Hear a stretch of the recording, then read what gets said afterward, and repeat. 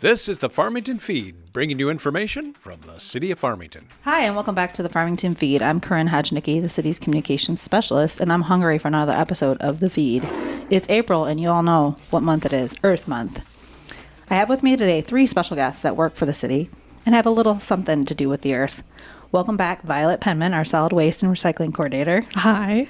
I also have with me 2 new guests, McKenna Rodine, Water Resources Specialist, and Ben Humley, Natural Resources Specialist. Welcome, guys. Thank you. Thank you. So thanks for joining us today, and we're going to talk about Earth Day 2025 and what that has to do with your positions here with the city. So Violet, we'll start with you. What are some ways people can celebrate Earth Day this year? I think you can celebrate Earth Day however you want to celebrate Earth Day, but I do challenge everyone to make a sustainable switch this Earth Day and try and keep it up until at least the end of the month just to get that habit going.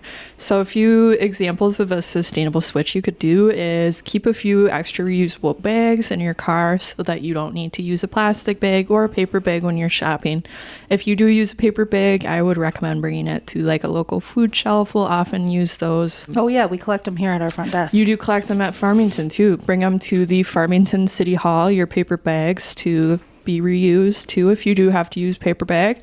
One thing that I started doing last year is I will use old washcloths instead of paper towels to pick up spills.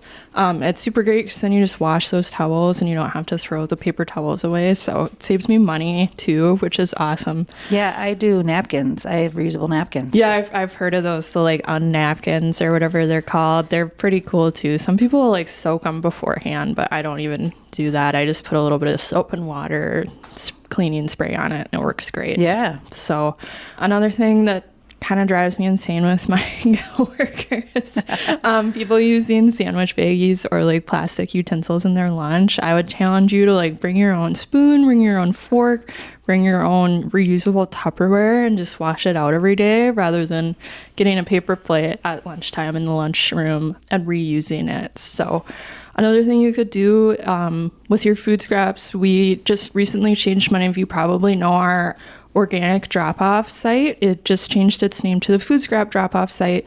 Exact same great program, just a different name. But that's a great option for your banana peels, your apple cores, stuff that you can't eat. But instead of throwing it in the trash, you can bring it to a drop-off site or compost it in your backyard. And it'll turn into compost, which just goes back to the earth, which is super great.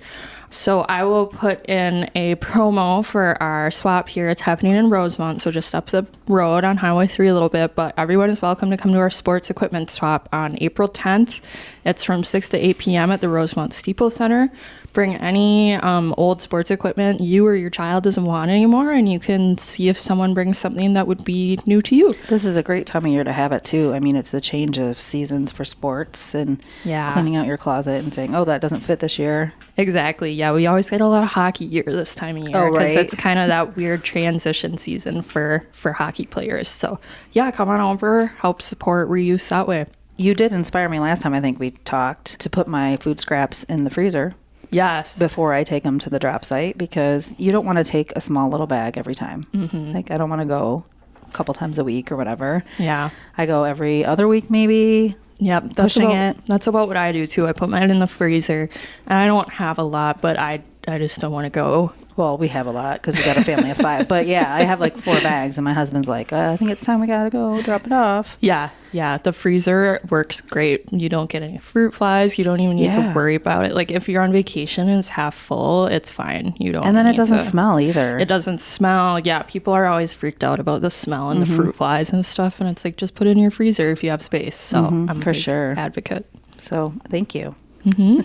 So let's highlight some of the other opportunities that may be coming up specific to Farmington and or Dakota County besides this sports equipment swap. Well, one thing that I am planning to do is Dakota County is holding an outdoor gear swap on Earth Day, which is April 22nd up at Lebanon Hills. So that's more like camping gear, hiking stuff. So I'm a big outdoor enthusiast, so I'm going to go try and meet that up there on that day. Otherwise, in Farmington, we do have our mattress and box spring drop-off and document shred event, which We do this every year, every That's spring. a mouthful. I know. We thought about changing the name, but I'm like, well, it just That's what it describes is. it so well. Yeah. And so that event is May 10th from 9 a.m. to noon at the Farmington Maintenance Facility. You can bring your mattresses or box spring. That will be $30 per piece. But our company that we use recycles them, takes them apart into their parts, and recycles the scrap metal or the wood. And then ones that are nice, they pull aside and they donate it to a local shelter. So that's really nice. And then obviously the document shredding part of that, you can bring your documents. Document shredding is free. You can bring as much as you want, but do be courteous of the people behind you in line. No business documents. That's for residents only. But yep, that's May 10th. Oh, wow. And then just remind our listeners quickly about your position and what you're responsible for in case they haven't heard you on our podcast before. Yeah, so I'm the solid waste and recycling coordinator for Farmington and also Hastings and Rosemont as well. So you may see me running around back and forth on the eastern end of Dakota County here. So my job really entails helping educate people about ways to reduce, reuse, and recycle. That's a big part of my job. I also help make sure our facilities are up to snuff, that our bins are labeled, that we always have a recycling can with each of our trash cans. I organize our events or swap, our very lovely named mattress and box spring drop-off and document shred events. I help multifamily properties recycle if they need a little bit help. Those properties sometimes don't have all of the resources that single-family homes do. And yeah, that's kind of the gist of it. And they can reach out to you if they have specific questions, and you can guide them. Yep, of course. Always happy to help with that. And your information is on our website under Public Works, so they can always look for Violet Penman. Yep, look for me or look for the recycling guide is a great resource too if you want to type stuff in there. Super easy to use. Let's switch gears a little bit. McKenna, you're our water resources specialist. Can you tell us and our listeners a little bit about your background? Sure. Prior to joining the city of Farmington, I worked for the Minnesota Pollution Control Agency as an environmental specialist, primarily in the construction stormwater unit. Okay. And then prior to that, I graduated with a bachelor's degree from the University of Minnesota Twin Cities in fisheries, wildlife, and conservation biology. Oh, awesome. Yeah. So have you always wanted to do this?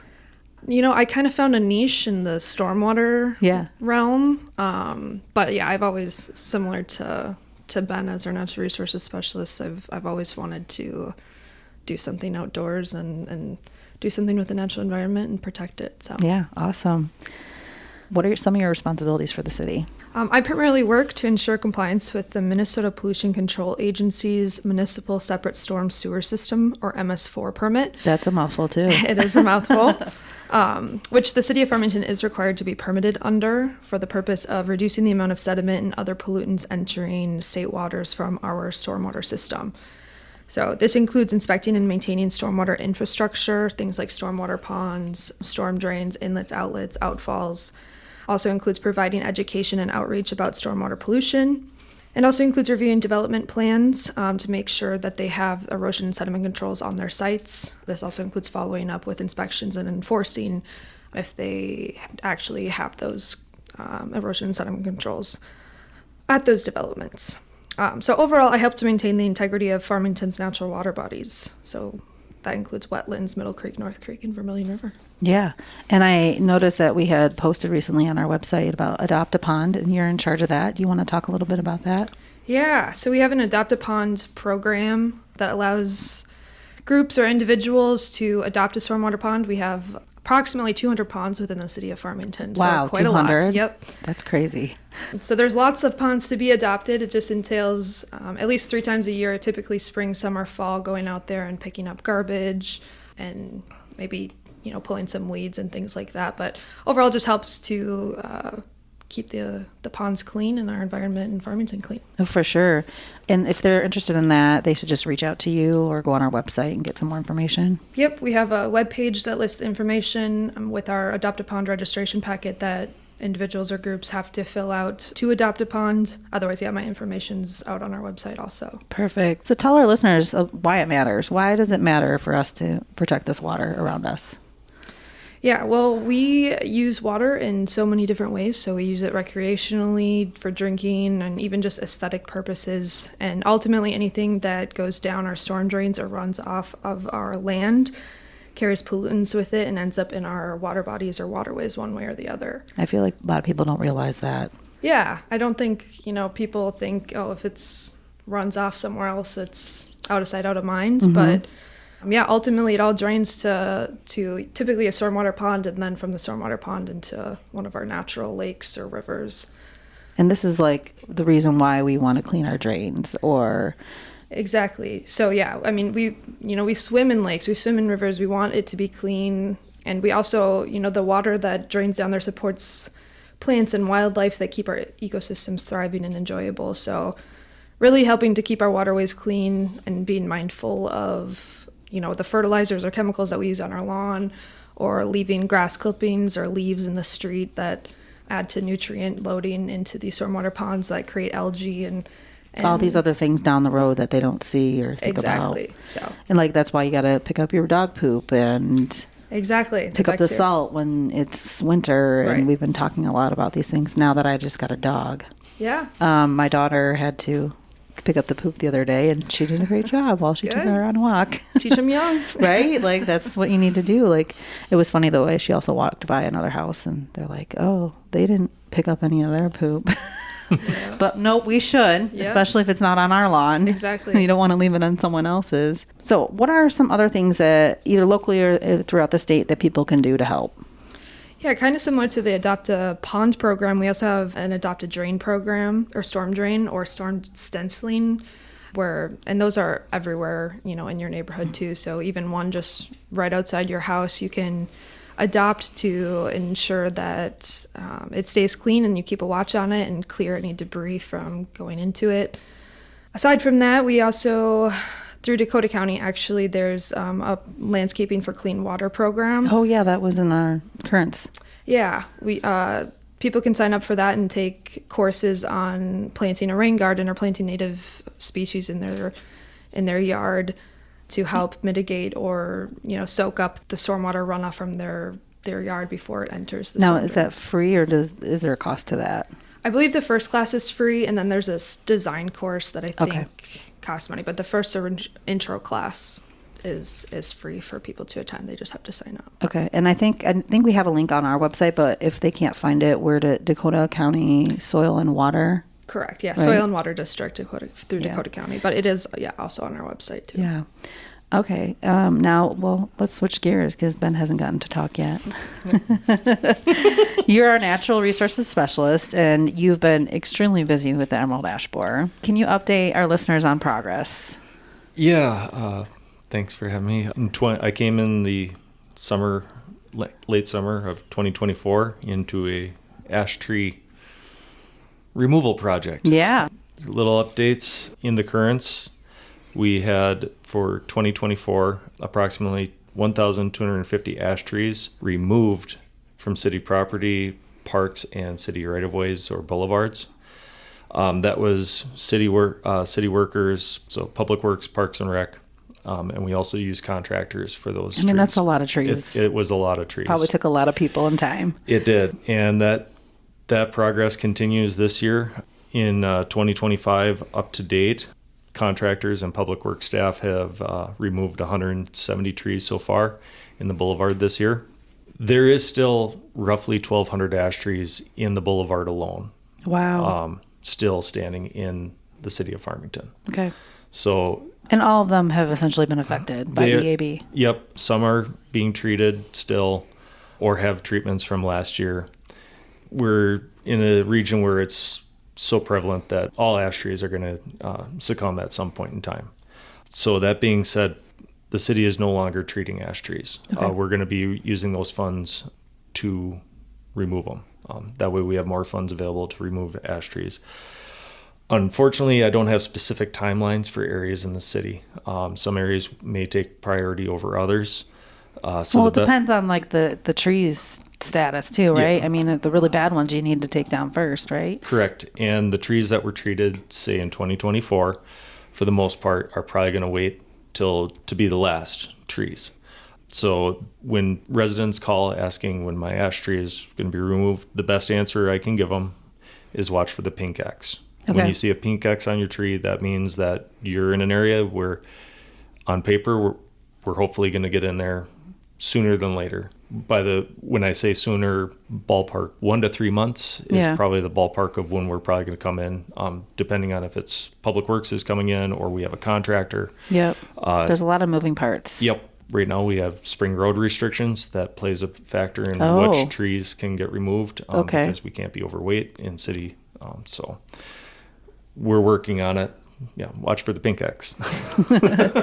Yep. And so you're not just dealing with this. This is not your whole job, right? So you have other responsibilities. Yeah. You want to chat a little bit about that? What else do you have to do? What else? You don't have enough, Ben.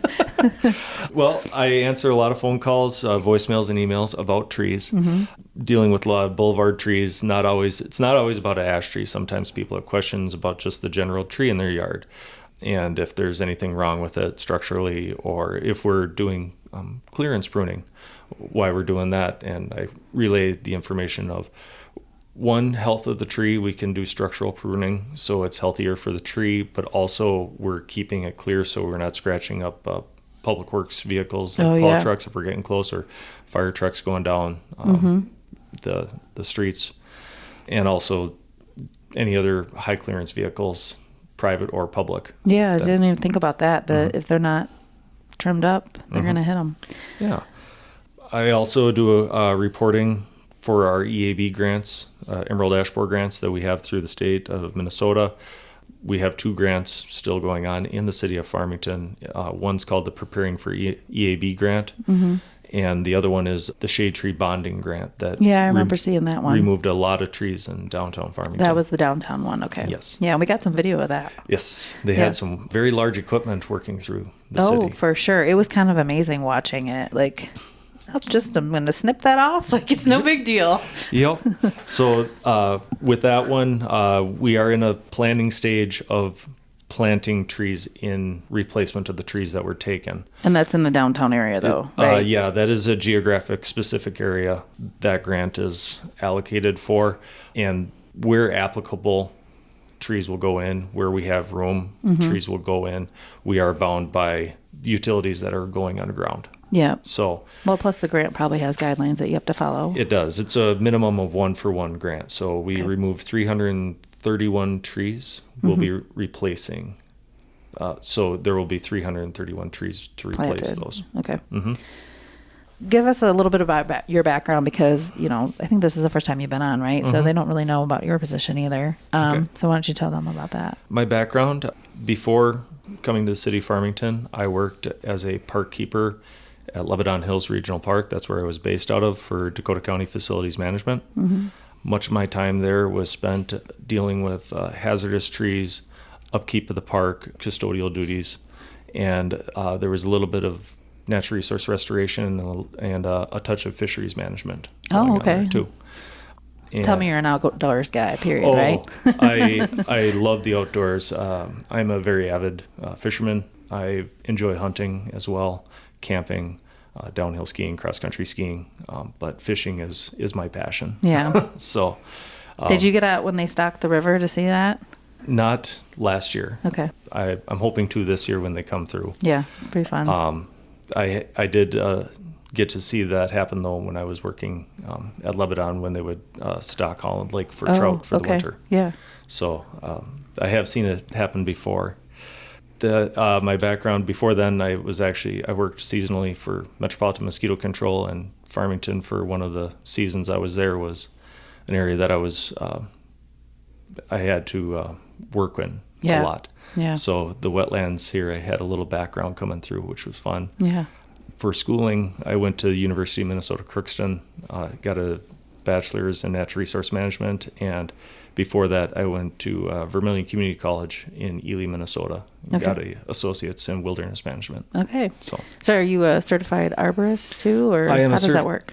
So I'm a certified tree inspector at this time. Tree inspector, okay. I am working to get my certified arborist license. I'm hoping to have that by the summer. Oh, awesome. Or good certification, not license, certification. Yeah, okay. So.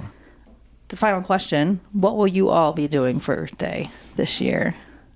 Who wants to go first? I'll go first. So for Earth Day this year, I mentioned I'm going to try and make it up to the Lebanon Hills Visitor Center to go to the gear swap, the outdoor gear swap, which it sounds like we have a bunch of outdoor enthusiasts in this room. So that's awesome. Try and make it up there as well. And then I also went to school at UW River Falls, so I'm going to go back there that weekend to help with, they do an Earth Fest every year. Cool. So yep, I'm going to go back and help with that. Fun opportunity to be outside and meet people And give back to the community where I started at. So Yeah, awesome. Yeah. Ben, you? For Earth Day, it kind of coincides with Arbor Day. Okay. And I will be assisting with the implementation of the tree planting at Disted Park. Oh, okay, yeah. And that's when again? That will be Arbor Day, April 25th. We're going to plant 25 trees. 25, okay, that's into great. Disted Park. But for Disted Park, major funding from the planting comes from the Preparing for EAB grant that we Okay. have through the state, and then also tree donations by Dakota Electric. Oh, awesome. So, a couple of supporting partners in that aspect. If people are wondering where the trees are coming from, Yeah. that's how. We Oh, were that's able to great. get- Now, when you do a tree planting, do people realize how much work it really is? Because I did one before, and it's like to dig the hole. Like we didn't dig the hole. Like they had a big machine. I don't know what kind it was, but dig that hole. But like just trying to get the dirt back in, man, it's a workout. It can be a workout, and depending on the soil types, it'll either be a cakewalk or you're wondering, what did I get myself into? And the key is, when you're planting a tree, make sure you plant it properly. Don't plant it too deep, because they say it takes 20 minutes in planting to kill the tree, but that tree may not die until 15 years from now, because Wow. you planted it too deep, and the stem decomposes itself, and a windstorm just tips it over, where if you're Interesting. by the root flare, there's a better chance of survival for a long, long time. Okay, and then this planting is done in cooperation with some fifth graders, correct? Yes, I'm not sure what school Okay. that we're doing at this time. That's still getting worked out. Yeah, but but it's one of the Farmington schools. That's a really cool part of it. Yep. All right, McKenna, what are you going to do for Earth Day? I will be helping out with our pond and park cleanup day, which is May 3rd this year. On a Saturday from 9 to 10 a.m. is when our supply pickup will be, where the community can come pick up supplies to aid in their pond and park cleanup activities. Well, I will be with my daughter's Girl Scout troop because we're going to do a cleanup day. And we also have adopted a couple drains in our neighborhood. And Awesome. we are still thinking about names because they ask you to name them, which I think is really cool. We're trying to come up. Oh, I think we have one name. It's Tom Petty and the Drain Cleaners. Love it. That's one because Love we're it. Tom Petty fans. But we actually on our walk, like we'll do a bunch of them just because Yeah. you're like, oh well, people don't know, so Yeah. we're just gonna clean them. But I Yeah. think that stenciling thing is kind of cool because then it's like raising that awareness and having people like see it and look and read and yeah, for sure. Absolutely. All right, so that wraps it up for Earth Day. I appreciate all of you coming on. Just want a few reminders. Arbor Day tree planting, Friday, April 25th at Disted Park. Pond and Park cleanup, Saturday, May 3rd. Supply pickup is 9 to 10 a.m. in City Hall parking lot. And if they can't do it that day, they can coordinate with you or Emily for the park cleanup. Yeah. And finally, yard waste pickups, right, Violet? That's going to be starting here soon. So that's through DSI, and you just need to call them at 952-469-2239 or go to dicksanitation.com and schedule that, and then you can pay online or it's on your bill. Yep, they'll Through set that them. up for you. Great. So that concludes this episode of the Farmington Feed. Thank you for listening. We look forward to connecting with residents with this podcast. If you have any feedback, guest requests, or ideas, email me at communications@farmingtonmn.gov. Don't forget to subscribe to the Farmington Feed wherever you like to get your podcast.